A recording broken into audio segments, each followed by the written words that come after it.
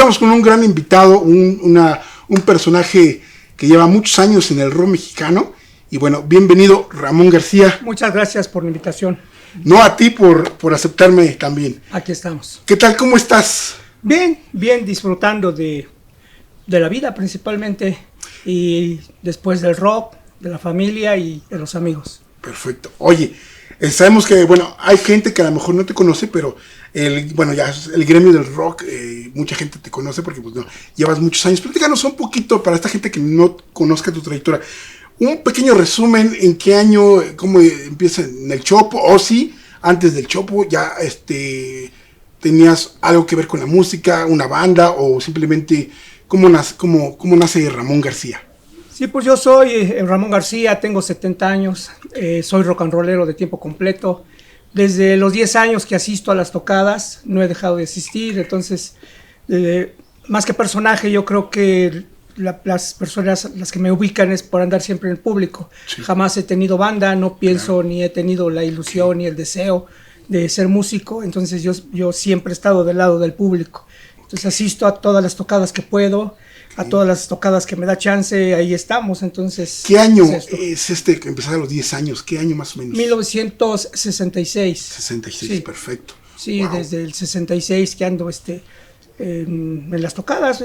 Sí. Esa fue mi primera tocada. ¿Cuál fue tu primera tocada?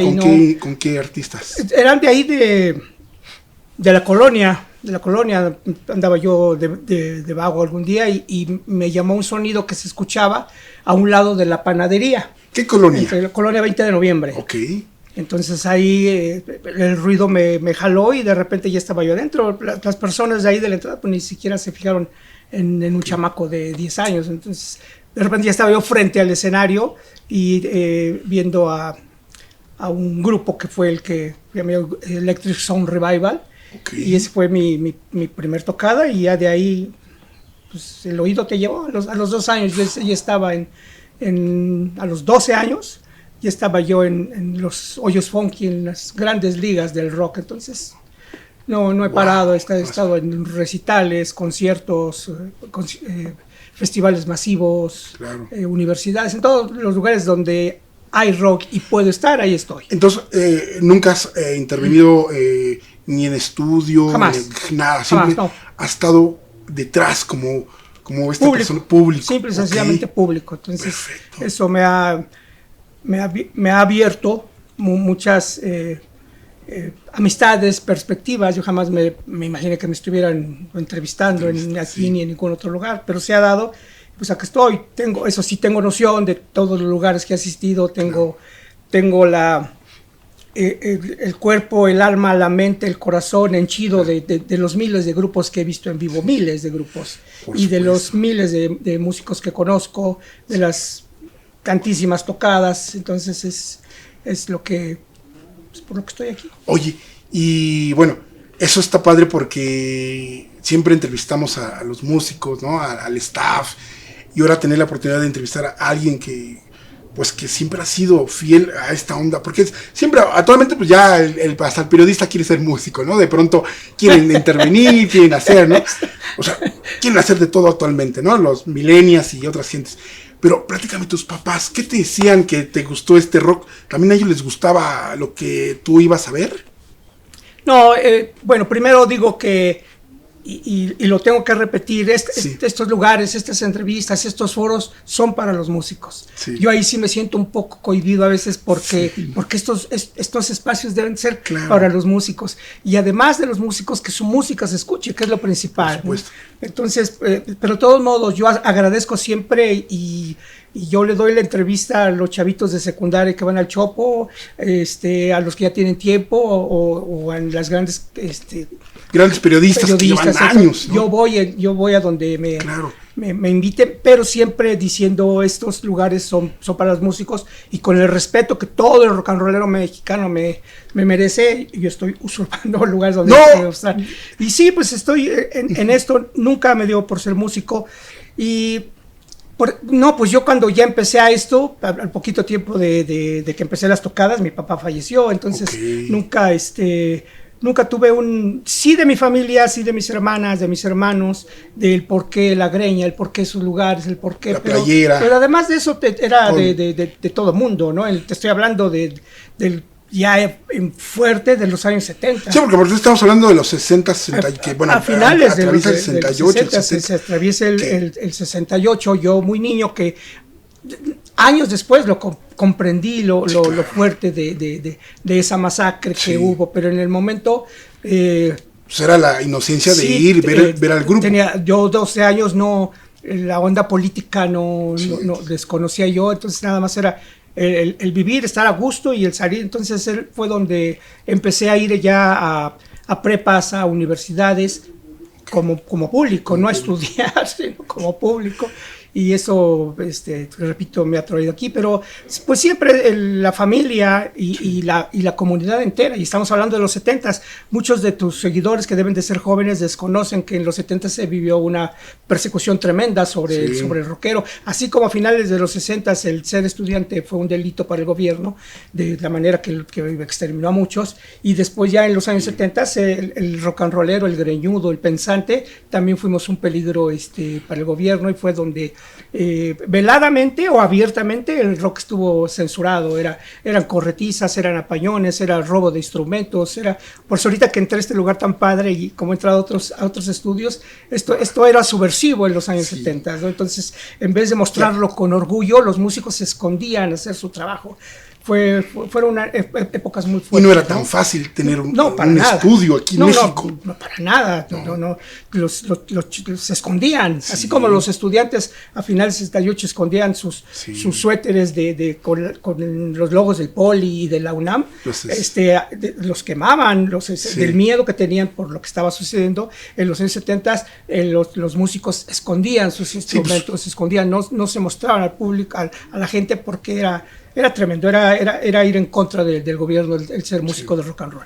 No, y fíjate que yo creo que el entrevistar a alguien como tú, que nació de esta... Para mí, yo hago documental y me gusta más sobre conocer a las personas, y por eso es que me encanta hacer este tipo de entrevistas, porque es parte de lo que hago, ¿no? Y entonces, a veces, aunque yo no sepa mucho de ti, pero mi interés, mi intuición es conocer a la persona que hay detrás, ¿no? Y conocer qué es lo que viene haciendo, ¿no? Bueno, para mí sin importar que no seas músico, al contrario, yo creo que tienes, ya con toda esa trayectoria que le podemos llamar, con todo este valor porque vaya, también yo creo que el público, eso es la otra parte que casi no se conoce, a lo mejor muy poco, ¿no? A lo mejor actualmente la gente entrevista fuera de un Vive Latino al chavito con cerveza. Sí, está poca madre.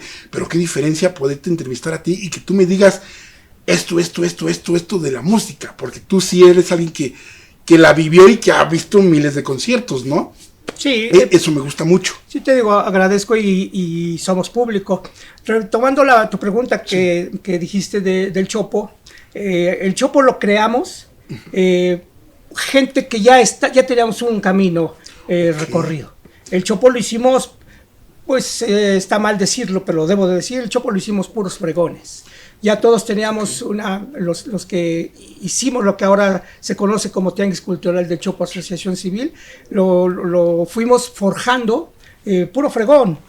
Y me refiero, no sonar peyorativo, no, sino que ya todos teníamos unos años dentro de nuestro gusto. Algunos músicos, algunos escritores, algunos melómanos, algunos cineastas, estudiantes y algunos profesionistas. El Chopo se formó por gente muy de amor a lo que estaba haciendo, incluso al estudio, ¿no? Los estudiantes de ese tiempo, que después fueron profesionistas, amaban el estudiar, como nosotros amábamos el rock, como los otros amaban sus discos, o como Juan Eladio, que amaba el cine. Entonces todos llegamos ya hechos. Nosotros hicimos el Chopo, y el Chopo prevalece, y el Chopo se hizo poderoso, y el Chopo es un ente así maravilloso, pues gracias a todos los que lo creamos. No creamos un lugar de venta. Nosotros los que empezamos en esto no dijimos vamos a vender tanto, no. Nosotros se empezó a crear desde adentro. Orgánico. Desde adentro. Pasaron muchos meses, quizá años, para saber nuestros nombres. no nos importaba cómo te llamabas o cómo se llamaba aquel. Pero nos importaba lo que él nos iba a enseñar. Porque también el Chopo, ¿no? Lo dije hace rato, de puro fregón, pues sí, muy fregón, pero tuve que aprender de todos ellos y sigo aprendiendo.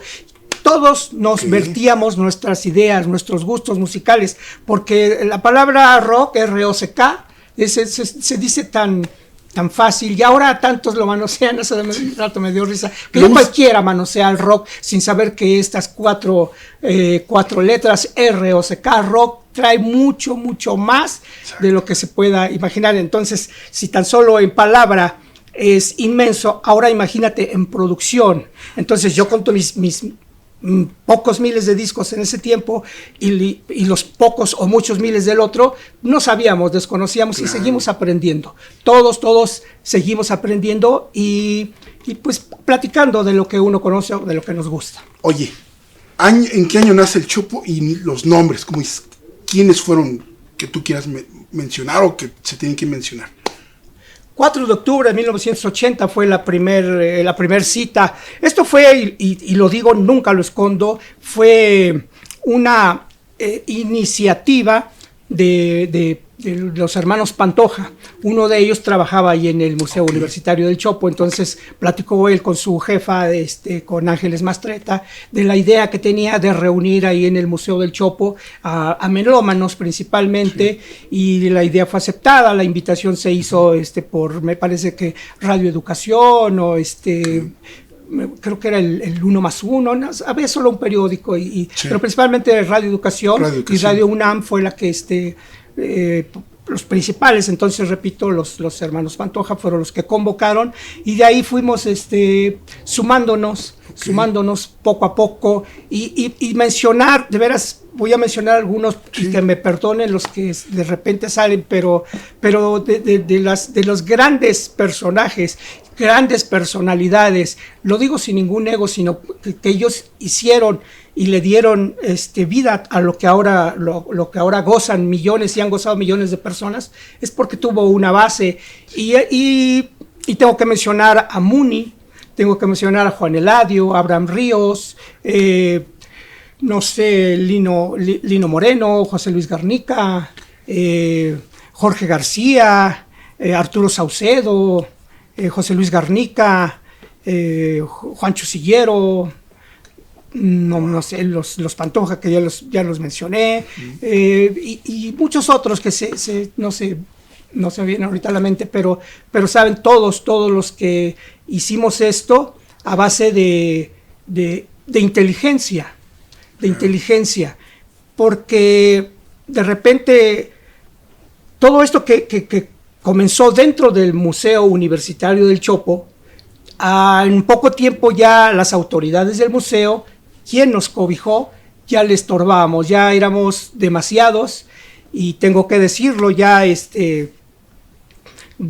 sobrepasaba el cupo, digamos, ¿no? Sí, yo creo que en México eso pasa mucho, porque de pronto, a mí también me ha pasado, de pronto en la Universidad Autónoma de la Ciudad de México yo hice un festival de cine, y después de 2 años me dieron presupuesto, me dieron una oficina más grande que un cubículo, y ya les estorbaba a los profesores y a Dirección de Cultura. Entonces me supongo, cuando uno trae proyectos y funcionan, luego las instituciones o la gente que te acobija, pues vas. Sí, entonces ya como un proyecto del museo, ya lo vieron rebasado, porque las expectativas que tenían fueron rebasadas por mucho, simple y sencillamente por lo que después ellos no entendían. O sea, ellos convocaron, pero el fenómeno es tan grande que se les salió de su entendimiento, más que del control. Sí, se les salió de su entendimiento. Entonces, lo más propio para ellos fue decir, pues se rompe esto y ya no existe lo que era el tianguis de la ¿Cómo música, era? Para que la gente que entiende un poco, ¿cómo era? ¿Que llegaban? ¿Dónde se ponían? En principio llegábamos con nuestros discos, libros bajo el brazo, a platicar, a intercambiar discos, primero intercambiar ideas, ¿no? ¿Qué es lo que te gusta? Sí, porque llegábamos todos y cada uno de nosotros llegábamos así, pues yo conozco mucho, hice mucho y tengo tantos discos, pero conocías a otra persona y tu todo, que era inmenso, se volvía nada ante la sapiencia de otro y la sapiencia del otro y del otro. Entonces, ese era el interés principal, el conocer más rock, el conocer otros libros, el conocer algo más de cine, de los que andaban dentro del cine. Entonces ya el interés se fue creando y ya después nos prestaban unas mesas. Unas mesas dentro del museo. ¿Del museo? ¿No? Del museo, y ahí algunos exponían, algunos todavía andábamos con los discos bajo el brazo, que era más interactuar, ¿no? Entonces ya se hicieron estas pequeñas mesas de intercambio. ¿Se sentaban 2 o 3 personas? Sí, personas ahí detrás de la mesa y la gente ponía sus discos y la gente llegaba, empezaba a llegar público. Pues todo el público es conocedor, ¿no? Pero te digo, siempre hambriento de otros géneros dentro del rock. Entonces ya era el interactuar. Pregúntame, te respondo, pero yo también te pregunto y aprendo y anotas. Y si llegabas con 5 discos, te regresabas con 15, porque siempre era más que ofertar, era el que me llevo, ¿no? Era esta joya, esto que yo no tenía. Sí. Y aparte, imagino, la gente de pronto pues dice, yo fui a tal estado y me traje este disco, yo fui a Europa, me traje este otro disco, me imagino que sí, así era tremendo, llegaban los que ya tenían discos de desecho, pero para otros significaba mucho, ¿no? Sí. Entonces, eso fue lo grande, sigue siendo lo grande del Tianguis del Chopo. Repito, esto ya no les convino para los intereses de los trabajadores universitarios, etcétera. Y nada más era un día, ¿no? Que se ponía. Solo los sábados, sigue siendo solo los sábados. Sí, pero me refiero a en esa época, ¿cómo a ellos les molestaba o cómo a ellos les hacía esta complicidad complicado de ¿por qué la reunión entre jóvenes ahí? Precisamente, bueno, el por qué les molestó, porque ya la reunión no tan, si era de jóvenes, algunos estudiantes, pero la mayoría éramos rockeros. Sí, claro. Entonces ya al decir rockero ya implicaba el peso, ya implicaba ver aquel que llega con sus greñas o su barba hasta el ombligo, o llega aquel todo roto, que el otro llega oliendo a pachuli, y apenas pues puntaban los punks, porque apenas era el nacimiento de la onda punk acá en México como tal, ¿no? Sí. Entonces fue lo que molestó, pero ya le molestaba a la gente que pasaba, ya le molestaba a los vecinos, ya le molestaba a la comunidad, el ver reunidos a una bola de marihuanos mugrosos, apestosos, que era lo primero que se les venía en mente, ¿no? Y todo eso se acepta porque el rock siempre ha sido punto y aparte. Que ahora lo quieran revolver, mezclar con algo otras cosas. Lo quieren maquillar. Sí, eso no es cierto. El rockero siempre es de esencia, con inteligencia y con el afán de compartir. Oye, entonces los primeros años 80, ¿no? 4 de octubre de 1980 empieza esto. Uh-huh. ¿Cuántos años duran ahí en el Chopo? De ahí nos sacan, nos sacan y tomamos la calle. Tomamos la calle de Enrique González Martínez y pues fue peor para ellos, pero mejor para nosotros, porque ya era totalmente... Ya muchos de los que llevaban poquitos discos ya llevaban más, ya se podían colgar ahí, ya la acera de enfrente, entonces, y se iba sumando. Esto siempre, el Chopo siempre ha ido sumando. Y fue cada más sábado gente iba, ¿no? Porque... Más gente que se identificaba inmediatamente con lo que se hacía, con lo que estábamos logrando ahí. Ya era lo que todo rock and rollero teníamos en mente durante los años 70, ahí se realizó el llegar a un lugar donde vieras cientos de discos que jamás te imaginaste ver juntos, ¿no? En ninguna tienda, ¿no? No, exactamente, salvo Hip 70, salvo Hip 70, me tengo que poner de pie, pues del maestro Armando Blanco. Armando él se preocupó y procuró traer miles y miles de discos, nada más que pues como eran discos de importación, salían del presupuesto de la mayoría de los rockeros del centro para el norte, las personas del sur sí tenían otro poder adquisitivo, se tiene que decir, y para ellos era sencillo comprar discos, pero para nosotros era difícil. Cuando hacemos el Chopo y le empezamos a dar esa forma, le seguimos dando forma, porque nosotros, cada uno de nosotros, desde el primer sábado que estuvo ahí, llegó ya con esa forma, sí. con ese aumento el poder del Chopo. Entonces ya en la calle, pues te repito, la gente que llegaba y veía cientos y cientos y cientos de discos, era llegar al paraíso, sí. ¿no? Y llegaban otros que no llevaban quizá dinero, pero llevaban discos para intercambiar. Sí. Fue lo que hizo más rico estos inicios, ¿no? De decir discos que ya no me gustan tanto, o que tengo repetidos, o cualquier cosa, dices, voy y los cambio. Incluso a veces decías, ay, me gusta mucho, pero me ofrecieron otro que quisiera yo tenerlo. Sí. Y era un tembladero de manos y de mentes ahí, de emociones, wow. que ahí salían a flote los sábados. Siguen saliendo para algunos cuantos. Y ya cuando esto fue creciendo y creciendo, pues ya las autoridades llegaban los policías, llegaban los granaderos a decir fuera. Tristemente ahí fue donde empezaron algunas personas, me imagino que no eran 100% rockeros, y empezaron a consumir cerveza de una tiendita que está ahí todavía. Clásico mexicano, ¿no? Y entonces empezó a consumir cerveza, y el otro decía, bueno, pues cerveza, y ya se empezó a consumir mucha cerveza ahí sobre la calle de Enrique González Martínez. Ya entonces ya las autoridades decían, esto no está permitido. Ya tenían un pretexto. Por mucho que sean universitarios, esto no está permitido. Sí, ¿no? Y pues ya ahí empezaron a salir voces, las voces inteligentes empezaron a salir, y es cuando Juan Eladio Ríos, que en paz descanse, cuando Arturo Saucedo, cuando Abraham Ríos, empezaron a manifestarse, a platicar con nosotros mismos de que eso estaba indebido, ¿no? Estaba mal. Pero pues como alguien que es igual que yo y me viene a decir que no tome, entonces empezó a generar algo así como de conflicto, pero no se hacía caso. Y ya llegaban las autoridades, ya esto fue creciendo para los ojos de la autoridad fue creciendo. De la autoridad y de los vecinos, de la gente que pasaba, ¿no? Porque tú pasabas, ya de por sí el vernos, incluso sin haber cerveza, ya era, sí. La cantidad de gente ya era esto. Dije cerveza porque fue el pretexto principal que agarraron las autoridades. Pero aún sin cerveza, ya estábamos destinados a, solo por la facha, sí, por la facha. Vienen las personas.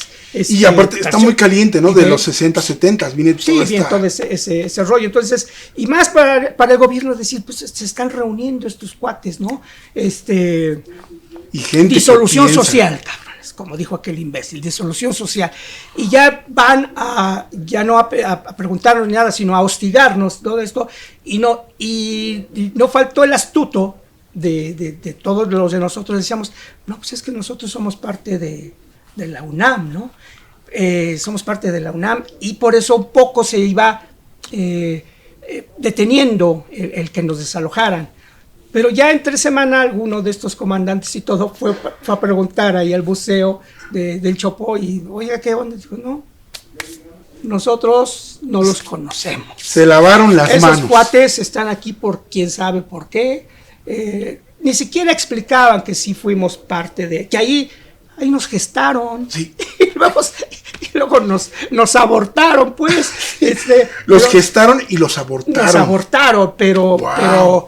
pero el aborto no les resultó, porque de repente con nuestra retroalimentación ve lo que somos ahora, ¿no? Y pues así pasó. Bueno, entonces, o sea, los 80s corrieron. Sí. ¿En qué años ya se pasó? ¿O cómo pasó? Preguntas esto. Después de que ya llegaron estos y ya no tenía nada, se van porque se van. Y decíamos, no nos vamos. Pues a la semana siguiente ya lleva docenas de camionetas que en ese tiempo se llamaban los espantamarías o golpeamarías. 10 camionetas blancas que llegaban a quitar todos los vendedores ambulantes. Sí. Les decían así porque nunca tuvieron una decencia, pues, de quitar a las personas que venían de los pueblos cercanos, sí, a vender su mercancía. Entonces, ellos les importaba y arrasaban con la mercancía y entonces con todo el respeto de parte nuestra, pero así se nombró, le decían, eso solo golpean a las Marías porque llegaban a quitarle la fruta o los tejidos a la gente que vendía. Sí. ¿No? Por eso, en a la gente partes. a la gente que vendía le decían las Marías. Sí, porque entonces después llegaron ahí y ya eran a golpear, pero nunca recibieron la respuesta que ellos iban a buscar. Nos iban a agredir verbalmente, físicamente, se robaban algunos discos, llegaban pues como era la autoridad prepotente, ¿no? Fue cuando, repito, estas mentes inteligentes del Chopo, repito, Abraham Ríos, Arturo Saucedo, Juan Eladio Ríos, no recuerdo otro, pero Ay, que la gente nos escriba. No lo recuerdo, es por traicioneros.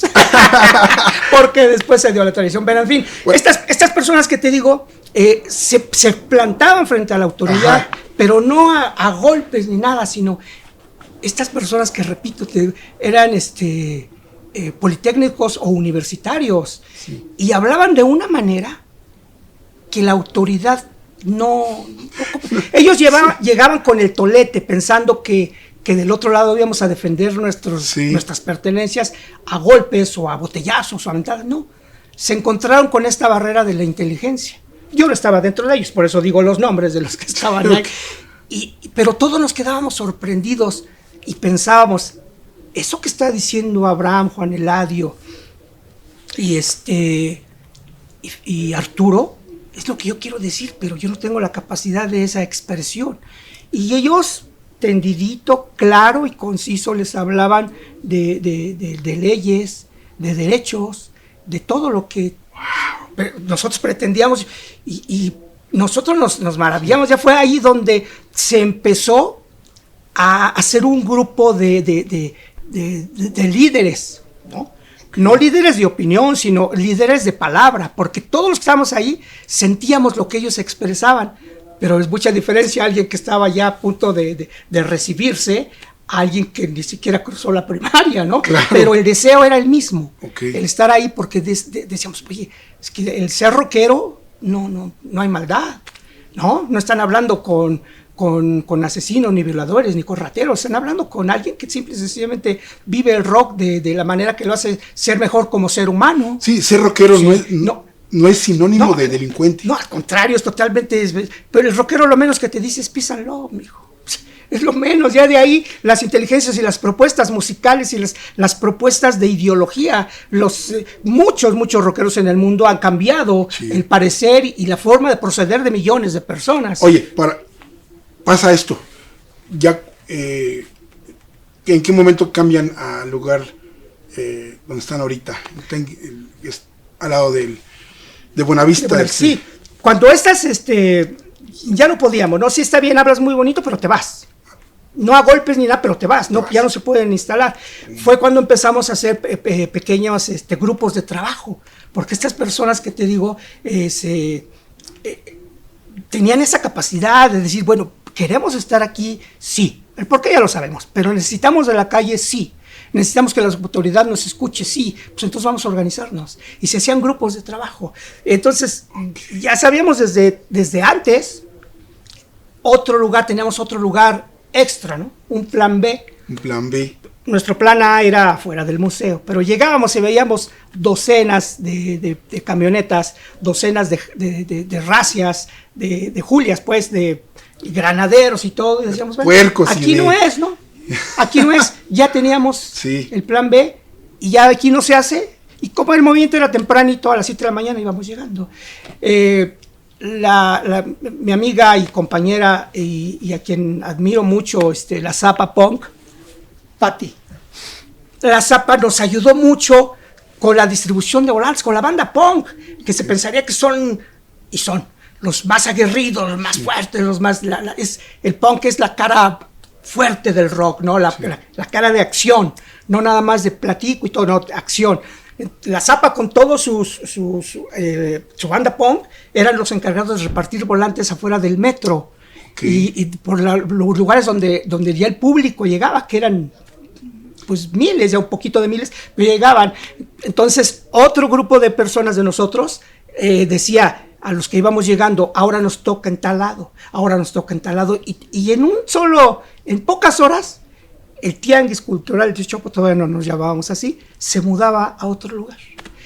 Pero como las autoridades son tan cuadradas, decían, pues a nosotros nos mandaron a cuidar aquí, y ahí se quedaban.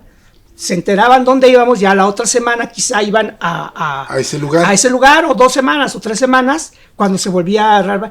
Entonces nos volvían a quitar de ese lugar, pero ya teníamos otro. Esa era nuestra capacidad de movilización. Okay. Los volantes se repartían tres números telefónicos, que eran el de Aurelio González, que en paz descanse, el de la Zapa, Pati La Zapa, y el de un servidor. En todos esos volantes había 3 teléfonos para que la gente se los llevara, y entre semana, ¿dónde nos vamos a poner? ¿Dónde va a ser?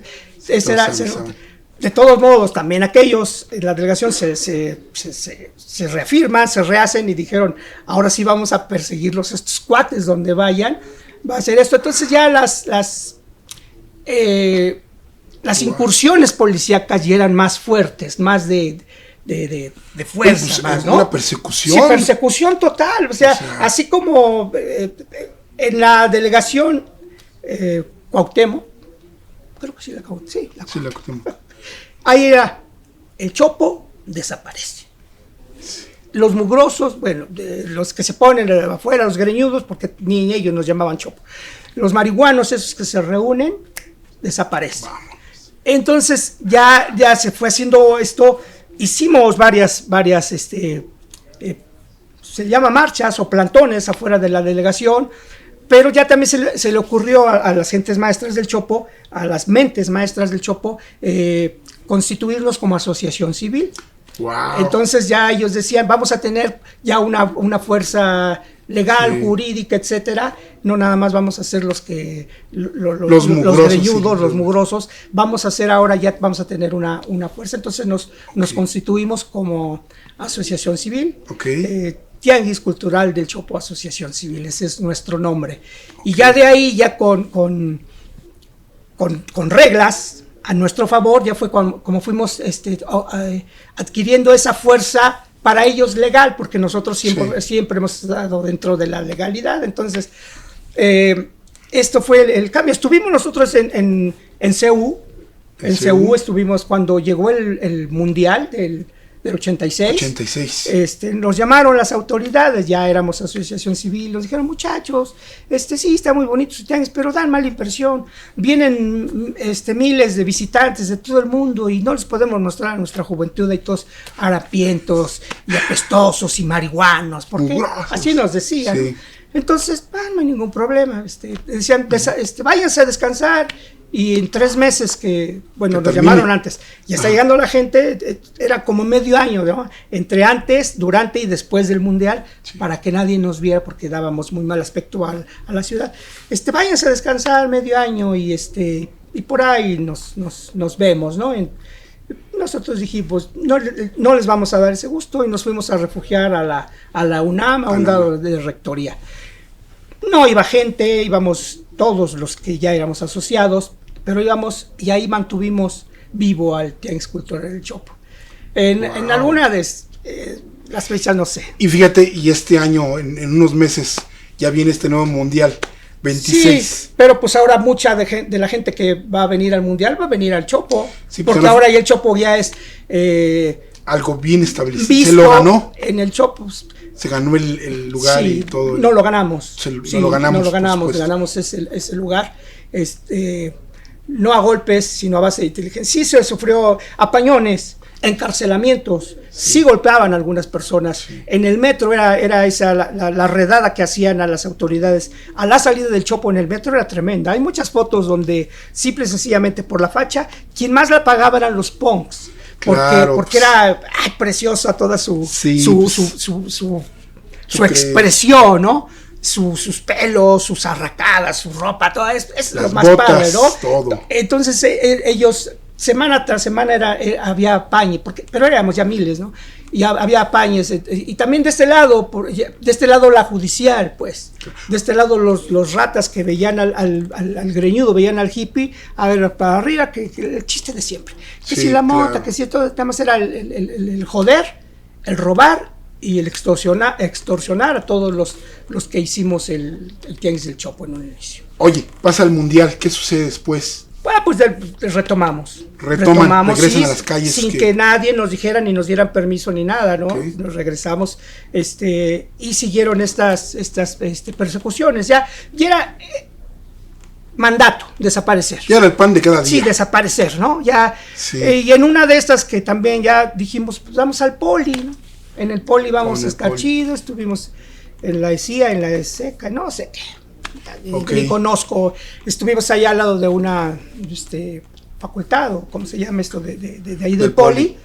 Y te digo, en 2 horas ya estábamos instalados, sí, porque no teníamos puestos, no había tubos, no había nada, éramos sí, no era como hoy, nosotros, ¿no? Y quizá una caja que puedas cargar, ¿no? Y todos los que llegaban a comprar, pues con unos 10, 15, 20 discos, 100 discos, entonces era facilísimo de movilizarse, ¿no? No era de que, pues que tu mesa y que tus sillas y que tu lona y que tu logo, ¿no? Ahora es un show eso del show. ¿Cuándo empieza esto? Llegamos, te digo, fechas así exactas, más o menos. No lo sé, pues es en 90 ya están, o antes de los 90.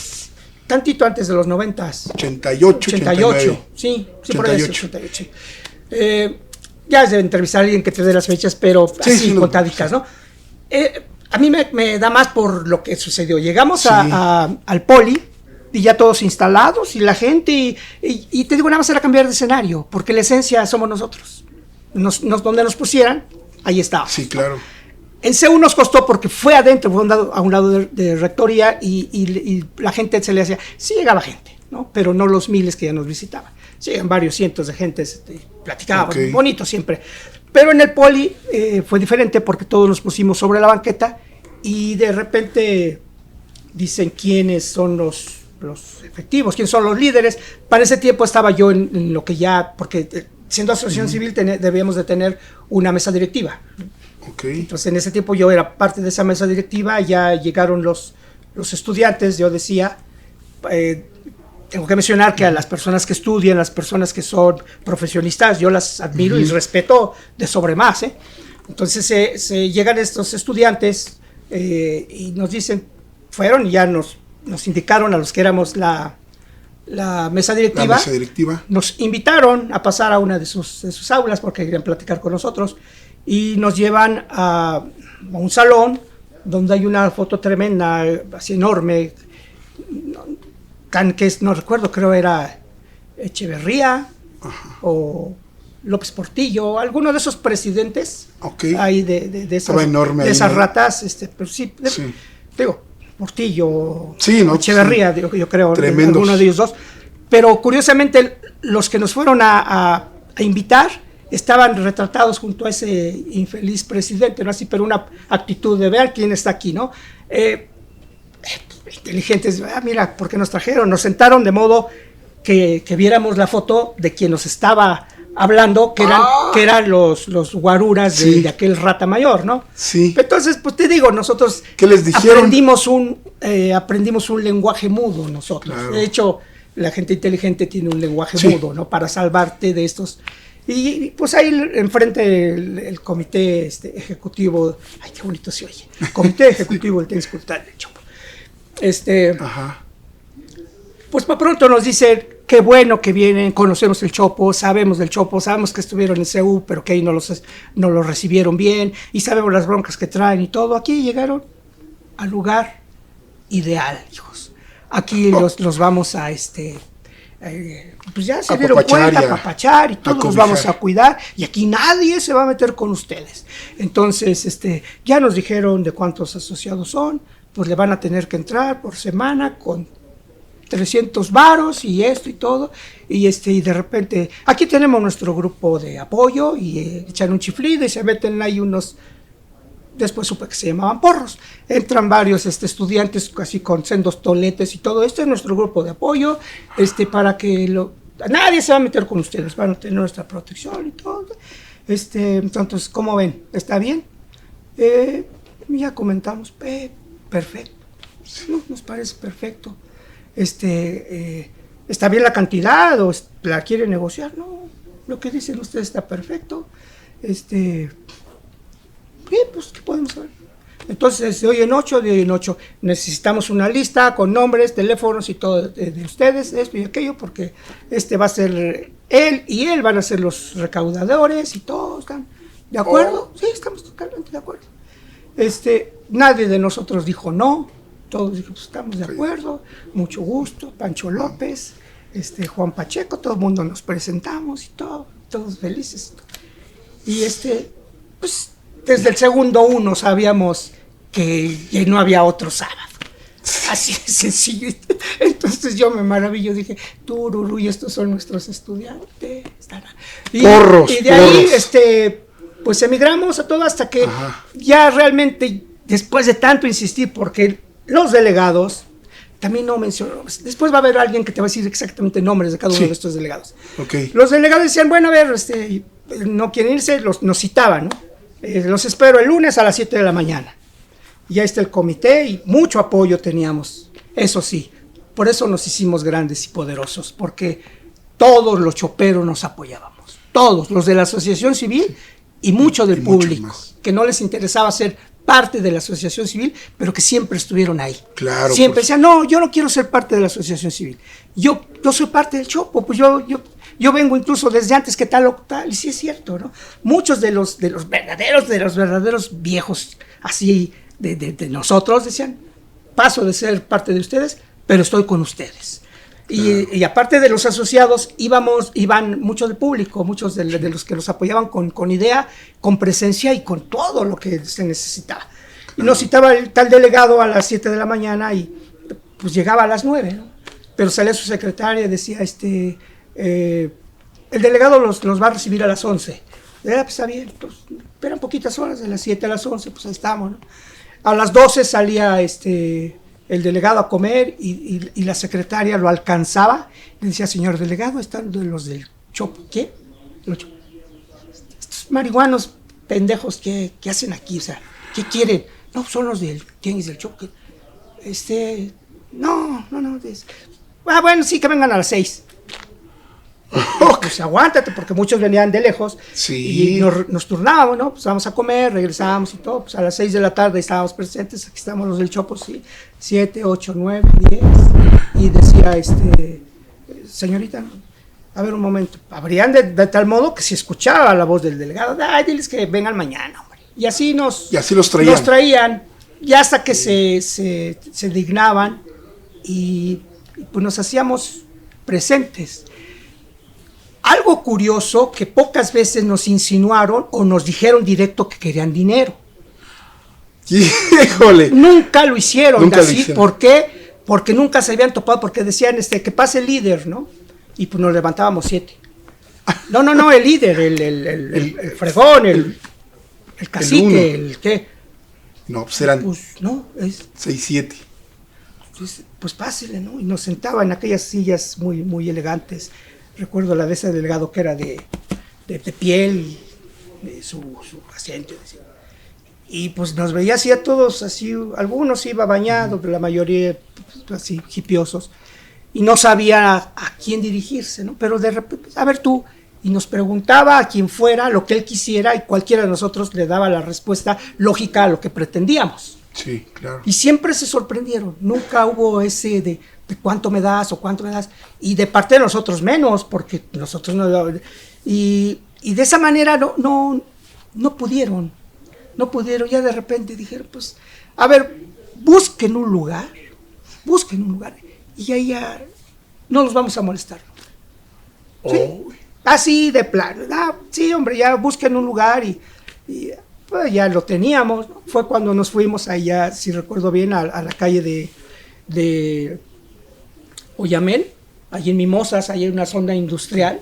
Sí. Que cuando fuimos que fue la autoridad, incluso ese mugre delegado nos acompañó, y vio el lugar y dijo, ¿aquí vienen? Sí. ¿Están seguros? Después de esto, no hay cambio. Sí, aquí vamos a estar bien.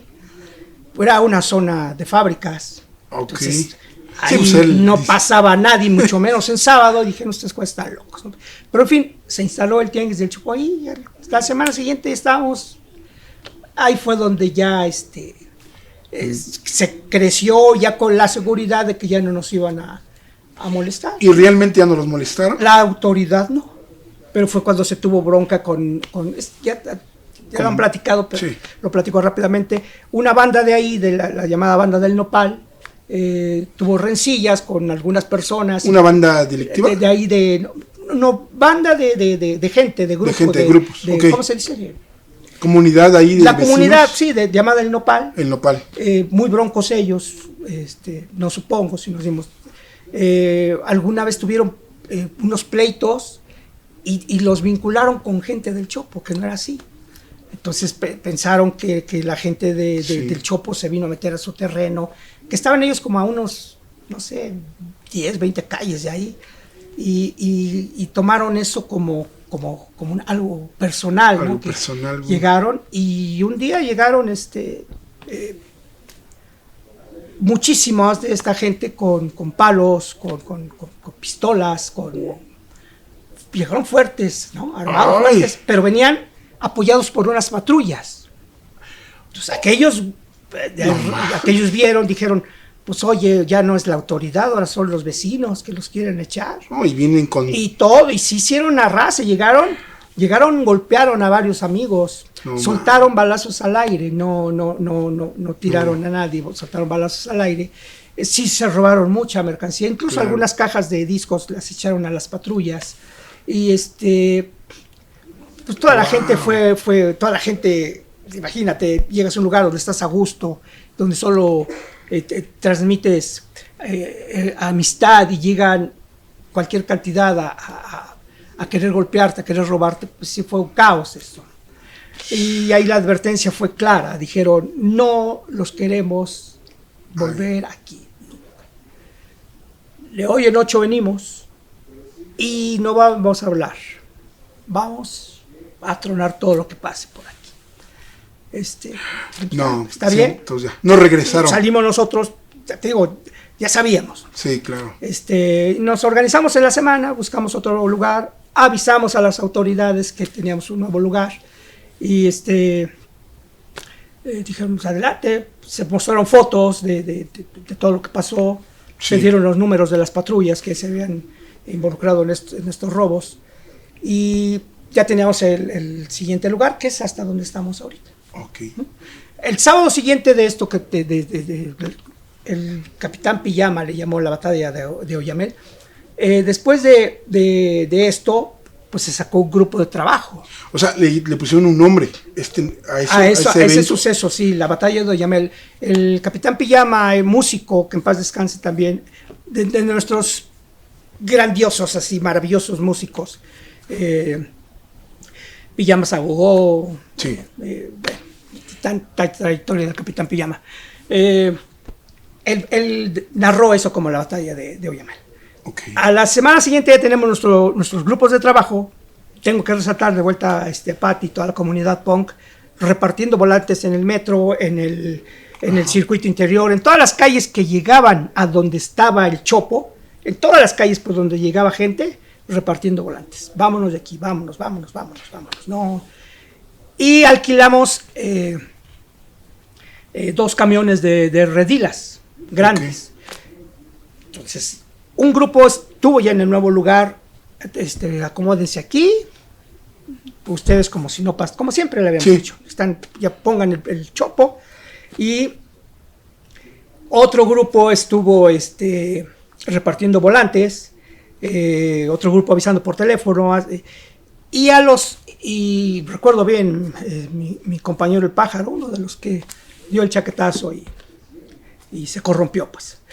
Él era también de la banda Pesapón, que era de los fuertes, de nosotros era de los fuertes, porque también había gente fuerte, no todos éramos así blanditos y tibios, ¿no? De pizza. Claro. Había quien decía, no, pues si va a haber trancazos, que vaya trancazos, pero nunca se llegó a esos enfrentamientos, ¿no?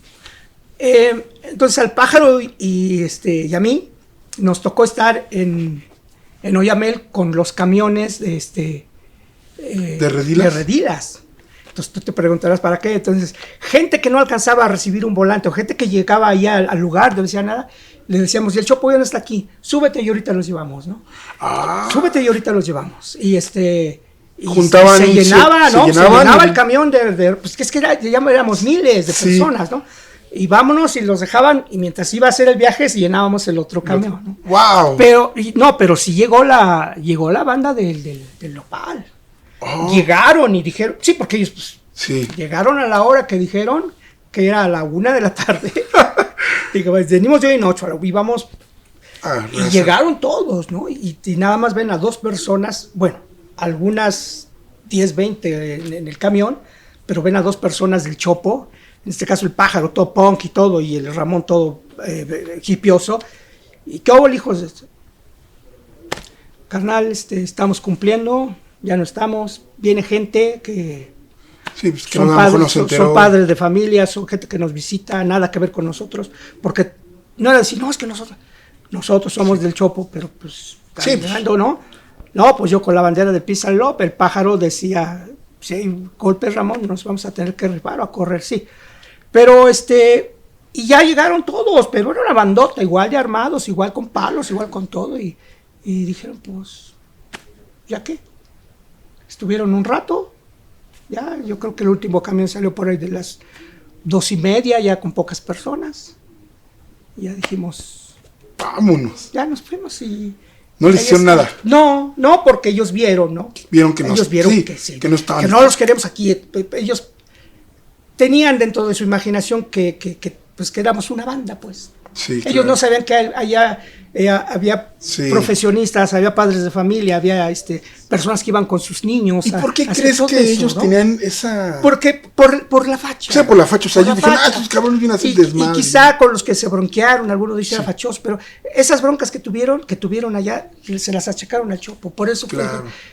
Porque sí golpearon a algunos de ellos y dijeron, no, pues eso no la pagan, por eso llegaron de esa manera. Y esa fue una de las fuertes que pasamos, pero de un sábado a otro ya estábamos instalados, que ese sábado fue, no donde estamos ahora, perdón, fue en otra callecita, creo que se llama Saturno, Júpiter, alguna callecita nada más, fue por ese, porque ya eso fue muy fuerte, y éramos muchos miles fue muy fuerte, entonces sí teníamos que buscar un lugar. Sí, encontramos uno, pero teníamos que comunicarlo, pero mientras nos pusimos en el otro lugar, de una calle, esa más fue por un sábado. Ya hablamos con las autoridades y ya dije, fue donde estamos ahora. Y porque estábamos creo que era de correos, la pared de correos, la pared de una línea de autobuses y parte de lo que es ferrocarriles. Es donde estamos ahora.